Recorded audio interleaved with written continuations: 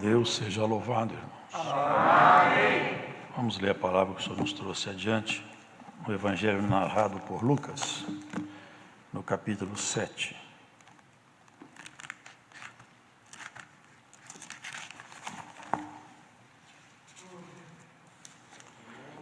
Iniciemos a leitura a partir do versículo 18.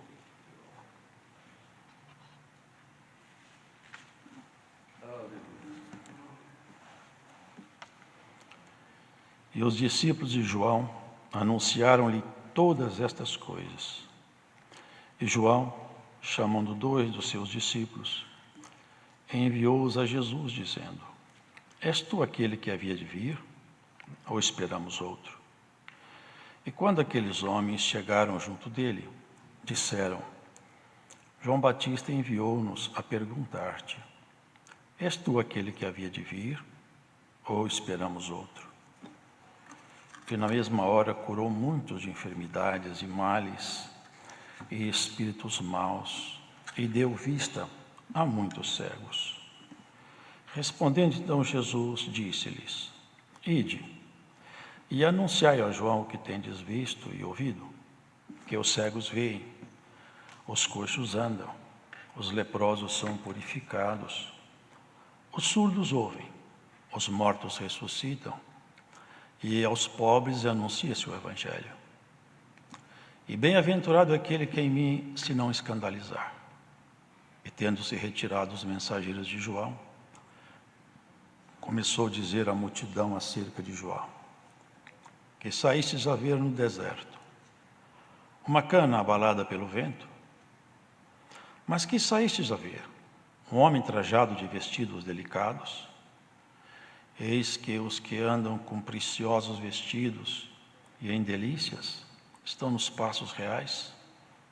Mas que saístes a ver? Um profeta? Sim, vos digo, e muito mais do que profeta.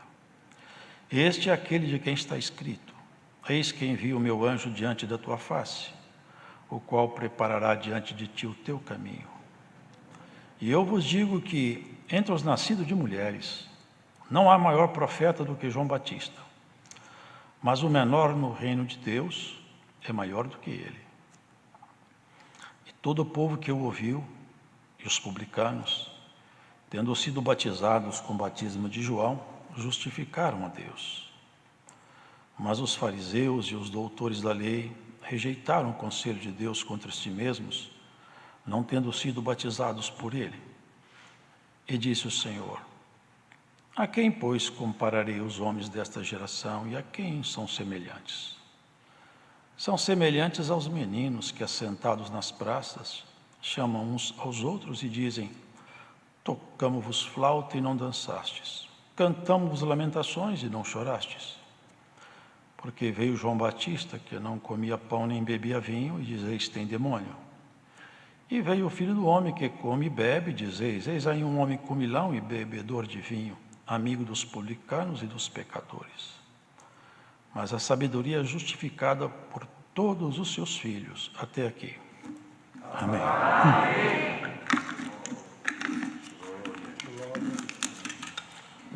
Aqui vemos, irmãos, na exposição feita por esse servo de Deus, os momentos difíceis que João passou. Um homem que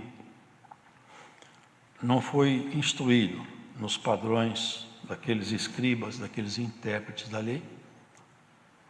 Ele se afastou para o deserto, e talvez com os grunhidos dos coiotes e a solidão. Ele não viu e não ouvia as músicas suaves da cidade, nem os pratos deliciosos. Ele comia gafanhoto, comia mel silvestre e vivia só. A solidão foi a companheira de João. A solidão e muita opressão sobre ele, certamente, porque todos os mensageiros da parte de Deus encontram oposição da parte daquele que assumiu o comando desse mundo. comando desse mundo foi entregue a um querubim caído. Da parte de Deus foi feito isso. E desde então, do pecado, essa terra geme debaixo dessa pressão que ele exerce. Só que João era um homem muito dedicado de uma maneira extraordinária. E ele não se deixava dominar pelas pessoas. Aqui os irmãos vejam que ele estava no cárcere, ele estava num calabouço. Não porque ele tivesse praticado algum ato criminoso, mas é porque ele era um autêntico defensor da verdade. E ele repreendeu o que Herodes tinha feito, de coabitar com a mulher do seu irmão. E ela ficou possessa de raiva contra ele. E a história, os irmãos conhecem. A filha dela dançou perante ele, numa dança lasciva, e o conquistou. E tudo isso resultou no pedido da cabeça dele, irmãos. Posteriormente, João foi decapitado. Ele pressentia tudo isso aí. Não porque foi alguma coisa de improviso, ele sabia desde o princípio. O acordo foi feito assim. Se os irmãos prestar atenção, João nem se identifica como parte integrante da igreja, propriamente. Uma certa feita ele diz assim: quem tem a esposa é o esposo. Mas o amigo do esposo fica muito contente quando escuta sua voz. Ele dizia o seguinte: Cristo é o esposo, a igreja é a esposa dele, mas eu sou amigo do esposo, porque eu vim fazer um anúncio, e fez bem. Mas na pressão da morte, certamente uma força estranha soprou em seu pensamento que ele poderia ter errado o alvo. Talvez não fosse esse ainda, viesse outro. São pressões que caíram sobre João. Ele enviou 2 dos seus discípulos e perguntando: é o Senhor mesmo que a gente está esperando? É isso mesmo? Está tudo certo, porque eu estou muito oprimido, eu estou pronto a ser morto. Eu espero ter acertado a minha missão. Confirma para mim, me dá uma paz, eu estou muito aflito. É o Senhor mesmo? Conforta o meu coração, me ajuda. Porque, irmãos, o ser humano, ele sente medo, sente aflição. Mas quando ele tem um amor genuíno, o medo e a aflição não tira dele o temor do Altíssimo. E ele preservou. E quando foi então o Senhor interrogado acerca disso, da parte de João? Porque os irmãos lembram? João, ele não fez curso preparatório. Ele não fez um curso introdutório com aquele Talmud judaico que era cheio de preceitos humanos e cheio de tradições rabínicas que encheu o povo de peso terrível, e eles mesmos eram hipócritas e nem sequer tocavam com o dedo aquele peso que eles colocavam na ombro daquelas pessoas. E João não foi instruído com eles, João foi instruído pelo Senhor. O Senhor tinha dito a ele: João, eu vou te dar um sinal. Quando você encontrar o Messias, o sinal é esse: do alto do céu descerá, na forma corpórea de uma pomba, o meu Espírito. Ele vai pousar sobre o Messias. Quando você ver isso, o sinal está dado. É ele. E João, ele era dedicado ao extremo. E eu acho interessante uma parte que me chamou a atenção aqui, porque o Senhor falou assim: dos nascidos de mulher, não existiu nenhum homem superior a João Batista. Irmãos, eu voltando à memória ao passado, eu vejo Abraão com a adaga na mão e com seu filho, com certeza decepcionado e assustado, amarrado, e seu pai parece que transformado num algoz terrível, e ele sem entender nada. O que se passa, pai? É uma ordem de Deus. Eu te amo, mas eu aprendi a amar a Deus mais do que a você. Eu amo demais você, é o único filho meu, porque o outro não era legítimo. Você é o filho da minha velhice, é toda a minha esperança, tudo que eu tenho de bom é você. Mas entre escolher você e Deus, eu sinto muito, meu filho, mas a minha escolha está feita. Meu amor por Deus, ele não está mais em discussão aqui embaixo. Que grandeza, que majestade. E vem o Senhor e fala: Abraão era menor do que João. Só que João não fez milagres.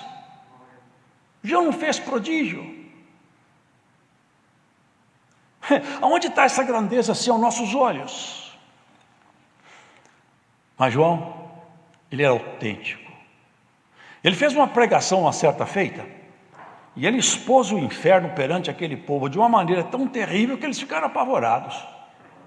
Aqueles doutores da lei, aqueles escribas, aqueles fariseus, aqueles intérpretes daquelas tradições judaicas, depois que ouviram a pregação de João, eles ficaram sobressaltados, porque João era incisivo e sabia o que falava.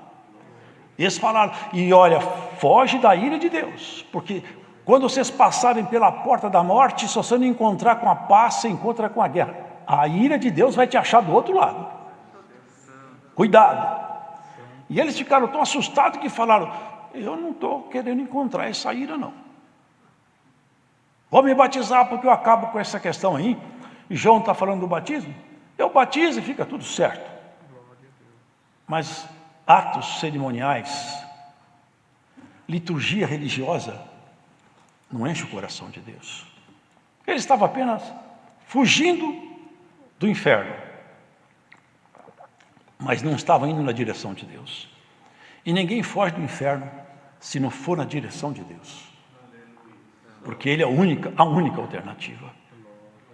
E eles foram se batizar. Mas nós batizamos, essa ira de João, que João prega de Deus, não nos pega a nós.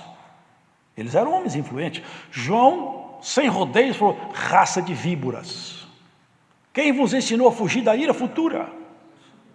E não presumais de vós mesmos que vocês aí batizando, vocês são salvos, não. Se vocês não produzir fruto de arrependimento, eu te digo que esse batismo de vocês não vale nada.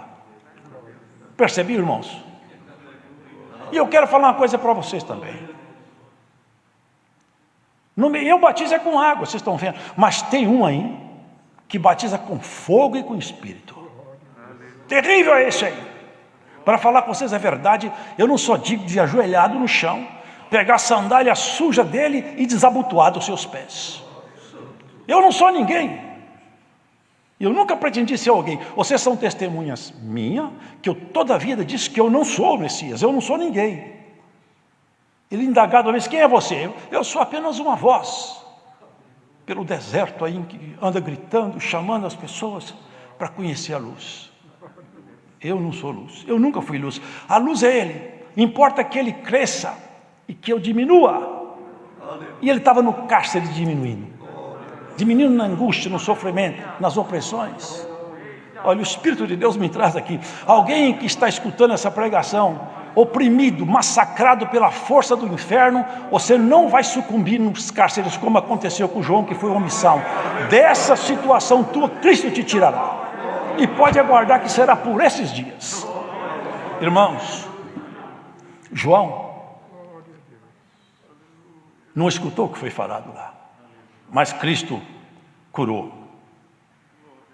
E olha que interessante, porque se vocês prestarem atenção, porque o Senhor faz coisas profundas. No rabinato, onde o grupo judaico estudava a Bíblia, e também o Talmud, a Torá, a Bíblia daquele tempo, eles tinham com eles a seguinte informação: o nosso Messias vem, e quando ele vier nós vamos identificá-lo. E nós temos um protocolo de identificação do Messias. E o protocolo é o seguinte: ele tem que curar um cego de nascença, expulsar um demônio mudo e ressuscitar mortos. Alguém que vier com essas prerrogativas, nós sabemos que ele tal é o Messias. E ele passou essas prerrogativas aqui, numa mensagem cifrada para João. Fala que os cegos estão vendo. Vocês lembram aquele cego que ele curou, de nascença? Foi uma indagação, foi uma verdadeira inquirição que eles fizeram com ele. Esse menino era cego, era desde que nasceu. Não pode estar enxergando, não, mas ele nasceu cego. Mas não é possível, nunca aconteceu isso. Isso só pode ser um Messias, mas eles não queriam aquele Messias que andava de chinelo e era um carpinteiro feio. Eles queriam o Messias andando em cavalo real, debaixo dos seus padrões de valores.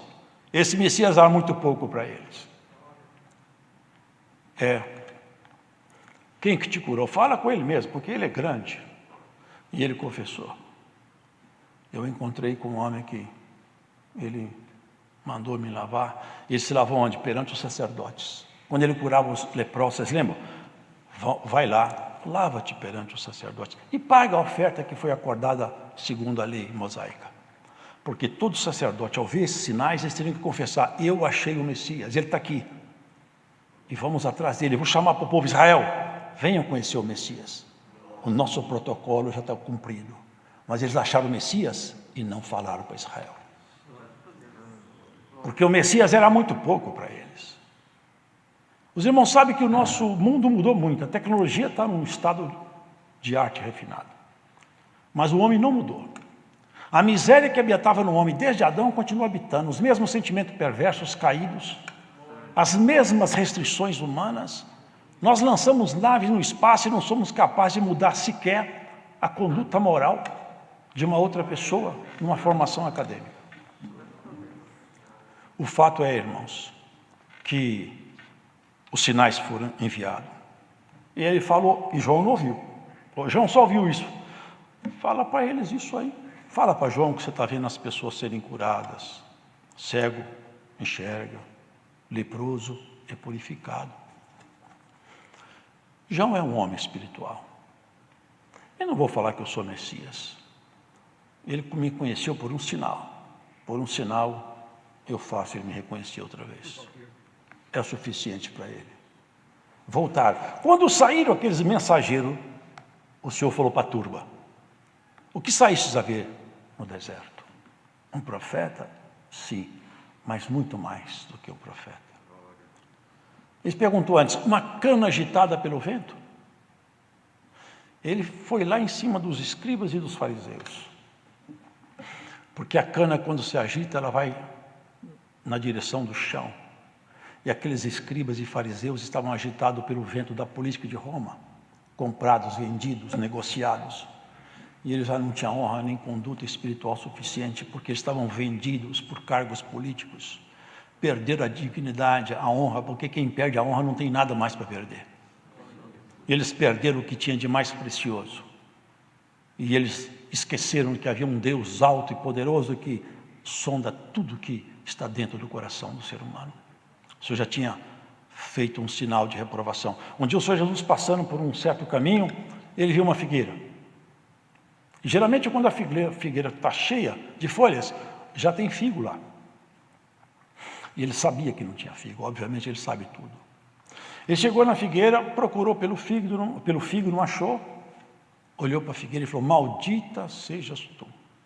Nunca mais nasça fruto de ti.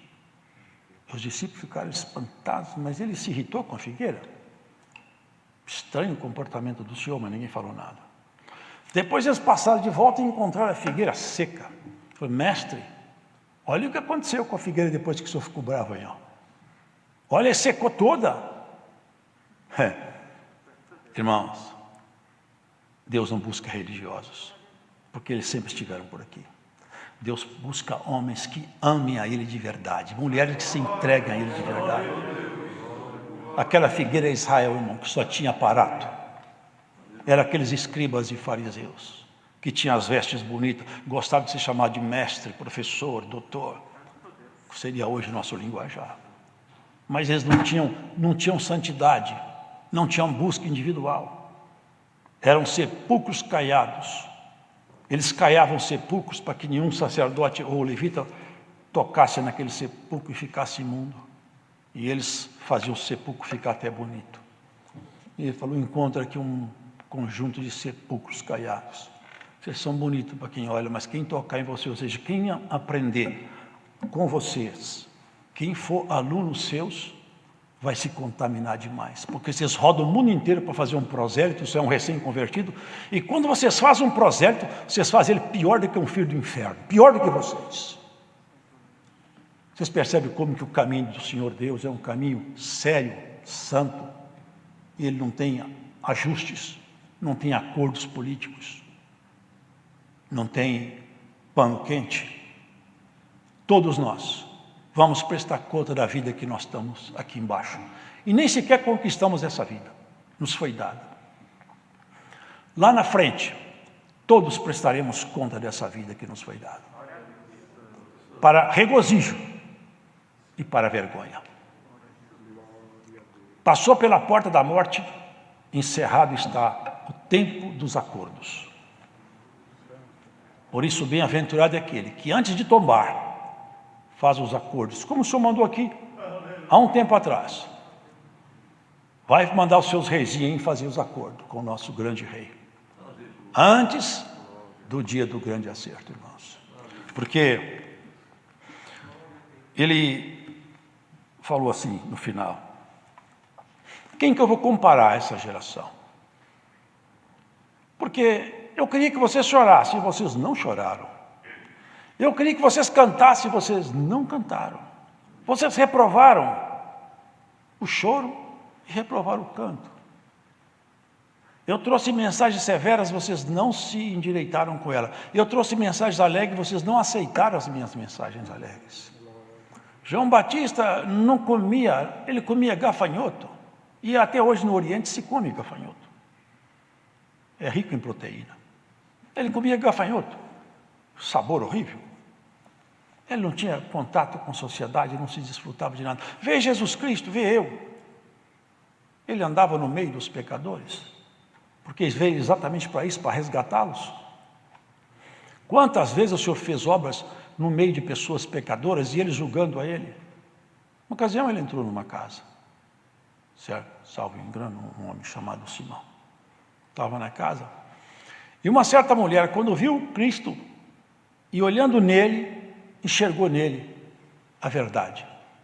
O Deus que ali estava escondido, o Deus Filho, porque nele se congrega o céu e a terra.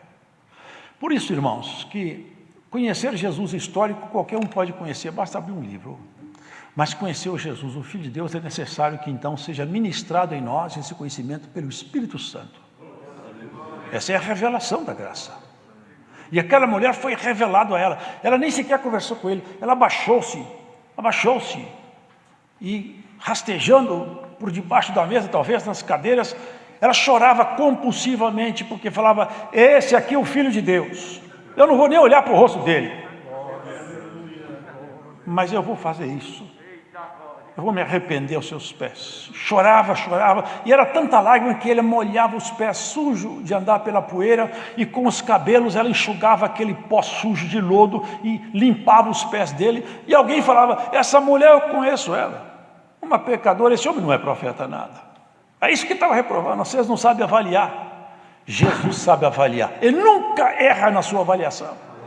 Mas nós erramos com frequência, irmão, avaliamos mal. Pesamos mal, nossas balanças não são boas. Eu entrei na sua casa, você não me deu nenhum beijo. Você nem me deu água para lavar os pés. Essa mulher aqui, ó, não cessa de chorar. Vocês lembram de uma pergunta que ele fez também? Tinha um certo homem que tinha um credor. Um devia 500 e outro 50. Ele perdoa ambos. Qual dos dois vocês acham que ficou mais contente? Alguém disse: eu acho que aquele que o senhor foi perdoado 500.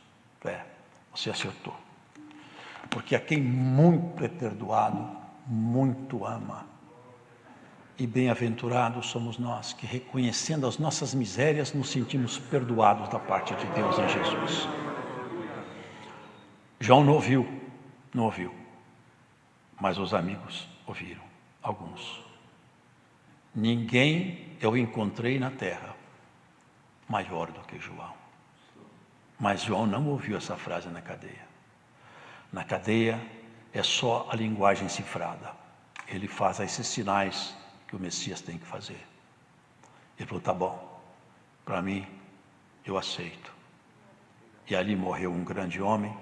E sabe por que ele foi maior do que todo mundo? Porque ele não chamou atenção para si em nada. Ele poderia fazer milagres. Ele tinha capacidade espiritual pela fé que estava nele de fazer qualquer milagre que ele quisesse. Mas ele não fez para ninguém olhar para ele e falar assim: eu não sou ninguém. Eu sou uma voz solitária e cansada. Mas eu conheço a luz. Eis aí o Cordeiro de Deus que tira o pecado do mundo. Corram para Ele, abracem Ele, aprendam com Ele. Esse é o Cristo anunciado. Alguém falou ainda, mas você está perdendo os seus discípulos. Eu quero perder todos, porque todos são dele. Eu não tenho igreja, eu sou amigo dele, é ele que tem igreja, não sou eu. Não aceitou elogio? Se é profeta, eu falei, não sou. Ele não mentiu, é que ele não se encaixava na interpretação deles, naquele conceito deles. Eu sou apenas uma voz, e essa voz que anunciava o Senhor nunca se exaltou. Irmãos, a grande proposta de Deus conosco é nós reconhecermos em Cristo a autoridade máxima de nossa história, rendermos nosso coração a Ele e sermos levados cativos por esse amor precioso que Ele teve por nós. Porque Ele foi arrastado aos limites que um ser humano... Porque, irmãos, Jesus é um homem nascido de Maria, é um ser biológico. Mas o Deus que nasceu ali, aparentemente, porque Ele sempre existiu, Ele nunca começou a existir, mas eles criam isso. Esse Deus Filho sempre existiu. Não começou a existir quando Jesus nasceu. Isso aí precisa ficar bem claro para nós que somos servos de Deus. Esse Deus sempre existiu, é o Verbo eterno. É a segunda pessoa da Trindade Santa. Ele sempre existiu. Ele apenas tomou forma no homem, porque Ele precisava da credencial de homem para tomar a nossa própria miséria como um problema que nós nunca iríamos resolver. Como que nós tiraríamos de nós as nossas mazelas, irmãos? Nós não temos dignidade para isso. O sangue de cordeiros expiava pecado de forma temporária, mas não modificava a mente do pecador. Precisava de um sangue melhor do que o nosso, do que qualquer um dos santos do passado. Por isso ele tinha que ser um homem de verdade, sem deixar de ser o Deus que ele sempre foi. Ele tinha que congregar nele a natureza de um homem e a natureza de Deus. Essas duas naturezas tinham que estar juntas, mas a natureza de homem tinha que ser vivenciada nos limites de um ser humano. Isso foi tão real que ele chegou a dizer: eu não sei o dia que vai terminar tudo. Por quê? Dentro da natureza humana, ele restringiu o que ele podia absorver para se fazer homem de verdade. No horto, ele sentiu tanta opressão no horto que ele chegou a suar sangue. Eu já vi um relato médico de que certas venículas rompem de tanta angústia. Foi tanta angústia que ele sentiu ali, tanta opressão, que o homem, Jesus, entrou nos limites absurdos de suportar por nossa causa. Ele foi homem, mas Ele é Deus. E Ele quer fazer cada um de nós virarmos filhos do Eterno no nosso caráter, na nossa dignidade pessoal, na nossa conduta. Foi aos extremos. Chegou a falar: Pai, se é possível, eu não gostaria de beber esse cálice. Ele é muito amargo. A morte de cruz, rasgado com cravos. Mas tinha um agravante muito pior do que a morte de cruz, porque alguns bandidos morriam morte de cruz. Mas o que era pior do que a morte de cruz era que ele tinha que pagar a nossa conta. Ele tinha que sentir o peso do pecado de cada ser humano, cair sobre ele o castigo, e ele sentir todo o peso do castigo e falar: eu aceito porque eu estou pagando a conta dos meus amigos. Cada gemido, cada opressão, ele foi pegando, quitando a conta de todo mundo. Quando o sangue jorrou na cruz, ele falou: a conta está paga, a conta está paga. Quem acreditar em mim, os meus gemidos lá, paga a conta dele. Por isso que toda vez que alguma força estranha quiser te acusar, se apresenta a nota sua: eu tenho recibo de quitação de minha dívida. É o sangue de Jesus Cristo que me redimiu. Lázaro, para encerrar a palavra, mas vamos ver, Lázaro morreu, ele ia ressuscitá-lo, ele iria ressuscitá-lo, mas ele revelou sua humanidade. Eu acho isso maravilhoso. A humanidade de Jesus sendo revelada é o próprio Deus se abaixando mesmo. Ele chorou. Por que ele chorou?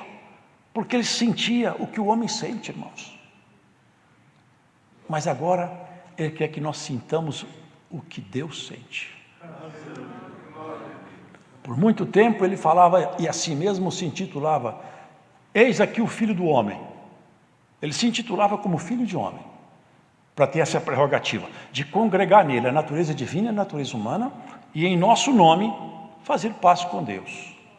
Porque nós não podíamos fazer paz com Deus. Mas agora, Ele deu o direito de nós falarmos. Eu sou filho de homem, mas agora também, por adoção, eu sou filho de Deus.